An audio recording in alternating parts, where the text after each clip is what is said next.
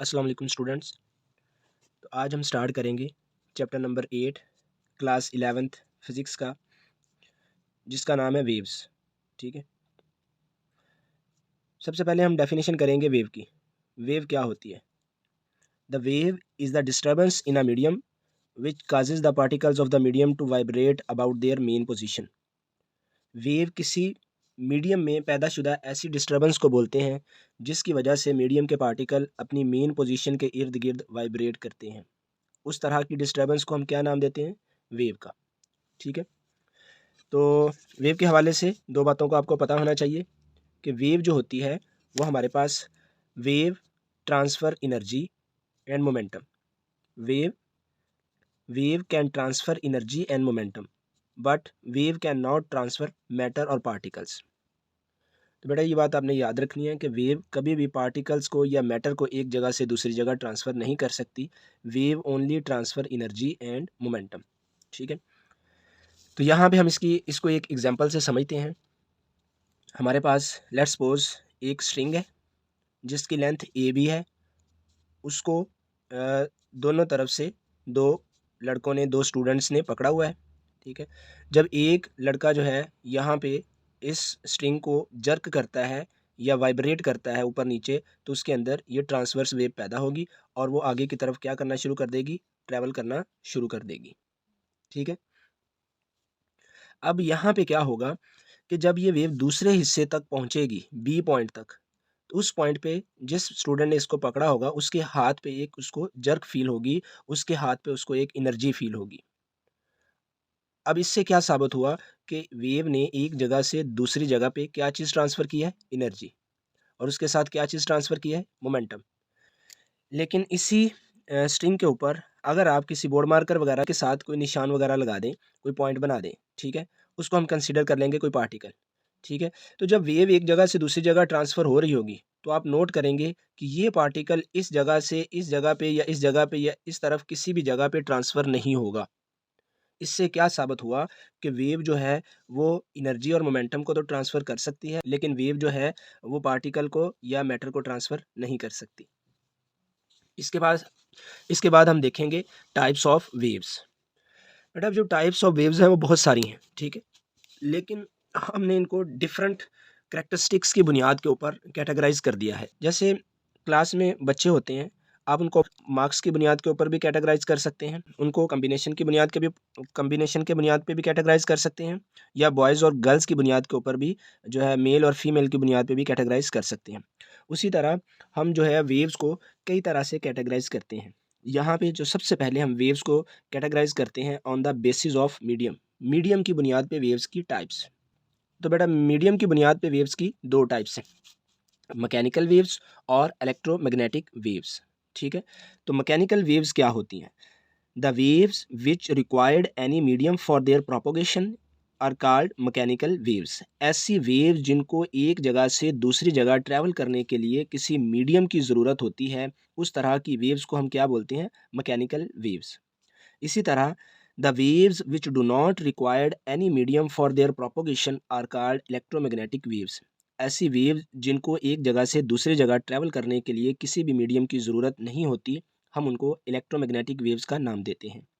अब हम इनकी एग्जांपल भी देखते हैं।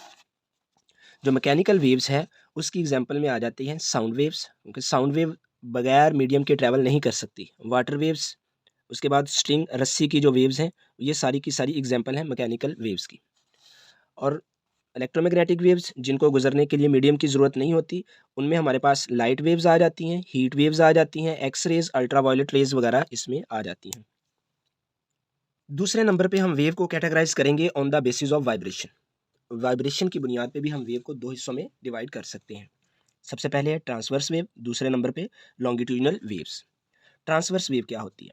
The type of waves in which particles of the medium vibrates perpendicular to the direction of propagation of wave are called transverse wave। इस बात का मतलब क्या है? मिसाल के तौर पे अगर यहाँ पे एक वेव आपने प्रोड्यूस की है, वो राइट साइड की तरफ जा रही है, तो इसका मतलब डायरेक्शन ऑफ वेव या direction of propagation of wave किस तरफ है? दाईं साइड पे। ठीक है, लेकिन अगर आप इसके पार्टिकल्स को देखेंगे तो ये जो पार्टिकल्स अगर आप किसी पॉइंट पे निशान लगा देंगे तो ये पार्टिकल जस्ट ऊपर नीचे वाइब्रेट करेंगे। ये पार्टिकल्स दाएं या बाएं की तरफ मूव नहीं करेंगे, अपनी ही पोजीशन के ऊपर जो है वो वाइब्रेट करेंगे। तो यहाँ पे आप एक बात नोट करेंगे कि यहाँ पे जो पार्टिकल्स की जो वाइब्रेशन है वो डायरेक्शन ऑफ वेव के क्या है, परपेंडिकुलर 90 डिग्री। तो इस तरह की वेव जिसमें पार्टिकल्स की जो वाइब्रेशन होती है वो डायरेक्शन ऑफ वेव के परपेंडिकुलर होती है या 90 डिग्री होती है, उस तरह की वेव को हम बोलते हैं ट्रांसवर्स वेव। यही बात हमने डेफिनेशन में देखी है। The type of waves in which particles of the medium vibrates perpendicular to the direction of propagation of wave are called transverse wave. इसकी एग्जांपल हमारे पास है वाटर वेव्स, स्ट्रिंग वेव्स और लाइट वेव्स। लाइट वेव्स भी हमारे पास transverse wave होती है। अच्छा, इसके बाद हमारे पास इसकी जो दूसरी टाइप है, दूसरी टाइप में आ जाती है लॉन्गिट्यूडिनल वेव। लॉन्गिट्यूडिनल वेव क्या होती है? The type of waves in which particles of the medium vibrates along the direction of propagation of wave. ऐसी वेव्स जिसमें पार्टिकल्स वाइब्रेट करते हैं along along the direction of propagation of wave, यानी जिस तरफ जो है वेव की डायरेक्शन है, जिस तरफ वेव की डायरेक्शन है उसी तरफ पार्टिकल जो है वो वाइब्रेट कर रहे हैं। यानी पार्टिकल्स की जो वाइब्रेशन है वो वेव की डायरेक्शन के क्या है, अलोंग है। इस तरह की वेव को हम क्या बोलते हैं, लॉन्गिट्यूडिनल वेव। इसकी एग्जांपल हम देखते हैं। इसकी एग्जांपल में हमारे पास आ जाती है साउंड वेव्स और स्लिंकी। स्लिंकी बोलते हैं बहुत लाइट से स्प्रिंग को, जिसके अंदर हम जो है वो लॉन्गिट्यूडिनल वेव्स प्रोड्यूस कर सकते हैं। साउंड वेव जो होती है ये हमारे पास जो है इस तरह प्रोड्यूस होती है। यहाँ पे हमारे पास जब हम बोलते हैं तो हवा एक जगह पे कंप्रेस हो जाती है, कंप्रेशन क्रिएट हो जाता है, दूसरी जगह पे रेयरफेक्शन क्रिएट हो जाता है, फिर कंप्रेशन, फिर रेयरफेक्शन, फिर कंप्रेशन, और इसी तरह वेव आगे की तरफ ट्रैवल करती रहती है। और इस तरह जो वेव ट्रैवल करती है हम उसको नाम देते हैं लॉन्गिट्यूडिनल वेव का।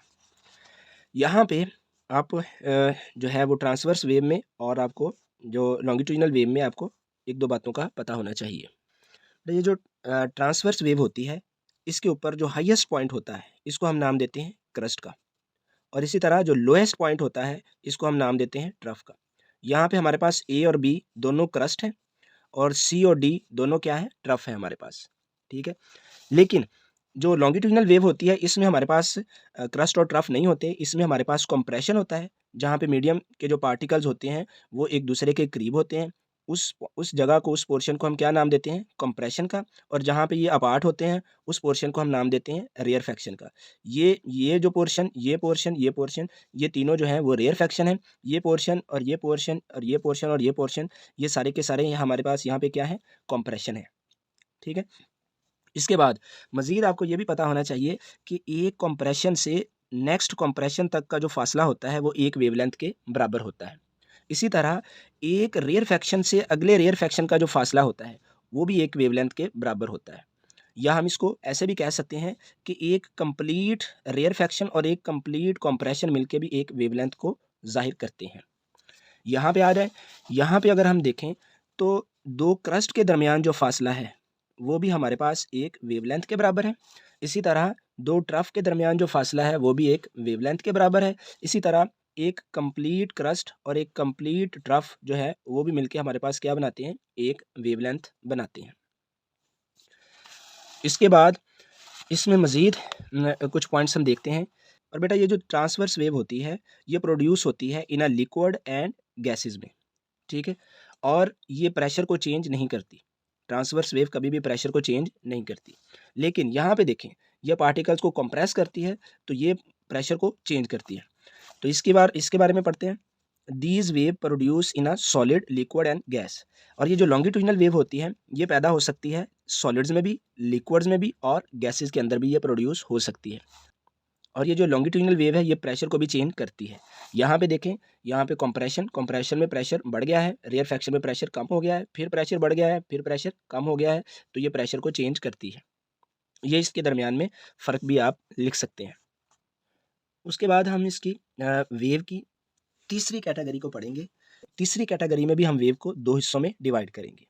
एक हमारे पास होगी प्रोग्रेसिव या ट्रैवलिंग वेव, दूसरी तरह की वेव्स हमारे पास होंगी स्टेशनरी या स्टैंडिंग वेव्स। नाम से ही ज़ाहिर है कि इसमें वेव ट्रैवल करती है, यानी इसमें एनर्जी एक जगह से दूसरी जगह क्या कर सकती है, ट्रैवल कर सकती है, और इसमें एक जगह से दूसरी जगह एनर्जी ट्रैवल नहीं कर सकती। एनर्जी जो है वो स्टेशनरी यानी साकिन रहती है, स्टैंड हो जाती है, एक पॉइंट पे रुक जाती है, बल्कि जस्ट ऊपर नीचे वाइब्रेट करती रहती है, एक जगह से दूसरी जगह ट्रांसफ़र नहीं होती। तो यहाँ पे देखें इसकी डेफिनेशंस, तो हम इसकी डेफिनेशंस को पढ़ते हैं। The waves which transfer energy by moving away from the source of disturbance is called progressive या ट्रैवलिंग वेव्स। ऐसी वेव्स जो एक जगह से दूसरी जगह मूव करते हुए एनर्जी को ट्रांसफर करती हैं, उस तरह की वेव्स को हम क्या नाम देते हैं? प्रोग्रेसिव या ट्रैवलिंग वेव्स। लेकिन उसके opposite the waves which do not transfer energy from one place to another are called stationary या स्टैंडिंग वेव्स। ऐसी वेव्स जो एक जगह से दूसरी जगह मूव करते हुए एनर्जी को ट्रांसफर नहीं करती, उस तरह की वेव्स को हम क्या बोलते हैं? स्टेशनरी या स्टैंडिंग वेव्स। स्टैंडिंग या स्टेशनरी वेव्स कब पैदा होती हैं? Stationary waves are produce when two waves of equal frequency travelling in opposite direction. Stationary waves या स्टैंडिंग वेव्स तब पैदा होती हैं जब टू वेव्स हों और उनकी फ्रीक्वेंसी सेम हो और वो अपोजिट डायरेक्शन में ट्रैवल कर रही हों, तब हमारे पास कौन सी वेव्स पैदा होंगी? स्टेशनरी या स्टैंडिंग वेव्स। इसके बाद फर्दर इसकी एक और टाइप हम पढ़ेंगे यहाँ पे, जिसको हम बोलते हैं मैटर वेव्स। मैटर वेव्स को हम डिटेल में जाके सेकेंड ईयर क्लास में या हायर क्लासेस में पढ़ते हैं। यहाँ पे जस्ट आप इसकी डेफिनेशन पढ़ेंगे। The waves associated with the matter particles. ऐसी वेव्स जो कि मैटर पार्टिकल्स के साथ एसोसिएटेड होती हैं, specially with the sub atomic particles. Specially सब एटॉमिक पार्टिकल्स के लिए हम इनको जो है वो डिटरमाइन कर सकते हैं। जो लार्ज मैसेज हैं हम उनकी वेव्स को डिटरमाइन नहीं कर सकते, लिहाजा हम इनको सब एटॉमिक पार्टिकल्स के साथ सब एटॉमिक पार्टिकल्स के साथ रिलेट करते हैं। तो इसकी डेफिनेशन दोबारा रिवाइज कर देता हूँ। The waves associated with the matter या particle specially with the sub atomic particles are called matter waves. तो लास्ट में हमारे पास आ जाएगी पीरियोडिक वेव्स। पीरियोडिक वेव्स की क्या डेफिनेशन होगी? The continuous regular and rhythmic disturbance in a medium causes from the periodic vibration of a source are called periodic waves। एक ऐसी waves जो कि एक ऐसे सोर्स से पैदा होती है जो सोर्स अपनी मोशन को पीरियोडिकली रिपीट कर रहा हो। ऐसी वेव्स जो एक ऐसे सोर्स से पैदा हो रही हो जो अपनी मोशन को क्या कर रहा हो? मोशन को पीरियोडिकली रिपीट कर रहा हो।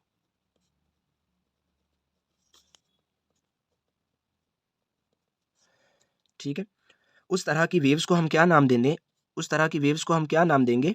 उस तरह की वेव्स को हम नाम देंगे पीरियोडिक वेव्स।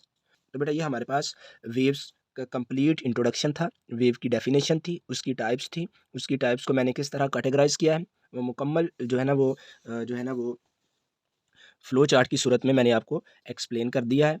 अगर आपको हमारी वीडियो अच्छी लगी हो तो हमारे चैनल को सब्सक्राइब कीजिएगा, लाइक कीजिएगा और अपने दोस्तों के साथ शेयर कीजिएगा। अल्लाह हाफ़िज़।